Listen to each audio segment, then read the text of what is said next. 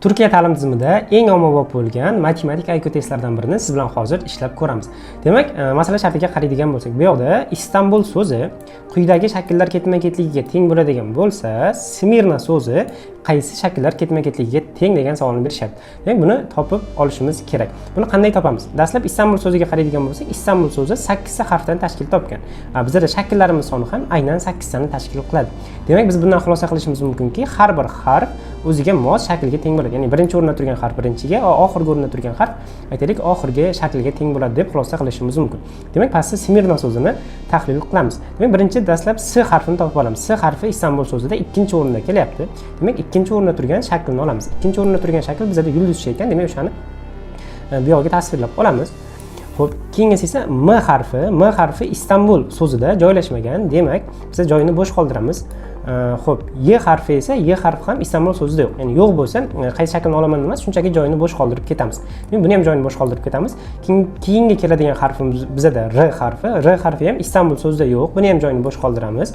Va bizda N harfi kelyapti. Demak, N harfi qaraydigan bo'lsak, Istanbul so'zida oxirdan 4-o'rinda joylashyapti. Bizda oxirdan 4-o'rinda bo'yalmagan to'rtburchak shaklimiz bor. Buni tasvirlab olamiz.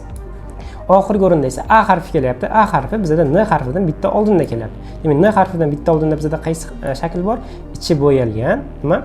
Dumaloq shaklimiz bor ekan. Endi javoblar variantidan qidirib ko'ramiz. Oxiri to'rtburchak va ya'ni bo'yalmagan to'rtburchak va ichi bo'yalgan dumaloq bo'lishi kerak. Bu bizda B javobda ham bor, qaraydigan bo'lsak va C javobda ham joylashgan. Xo'sh, endi qaysi javobni olaman? Ikkalasi ham bosh yulduzcha bilan boshlanyapti-da, to'rtburchak va ichi bo'yalgan dumaloq bilan tugayapti. Endi bir xulosa qilib ko'ramiz, tahlil qilib ko'ramiz. Qaraydigan bo'lsak, C javobda, mana bu 3-o'rinda bizda qanaqa shakl kelyapti? Bizda bo'yalgan uchburchak shaklimiz kelayotgan ekan. Endi mana bu yoqqa qarasak, bo'yalgan uchburchagi mana bu yoqda ham bor. Bu o'z navbatida qaysi harfga? T harfiga teng bo'ladi deb kelgan dastlab. Lekin bizda javob variantida oxiridan 3-o'rinda turgani T harfi keladi deyishyapti, lekin bizdan so'ragan so'zda esa R harfi kelyapti. Demak, biz C javobni javoblar variantidan chiqarib tashlashimiz kerak bo'ladi. Shundan faqatgina qaysi B javob qolar ekan. Shu kabi qiziqarli IQ testlardan tashkil topgan PDF qo'llanma qilganmiz va uni Telegram kanaliga yuklab qo'yganmiz. Siz ham darslaringizda mana shunday qiziqarli IQ testlardan foydalanmoqchi bo'lsangiz, hoziroq Telegram kanaliga o'ting va PDF qo'llanmani yuklab oling.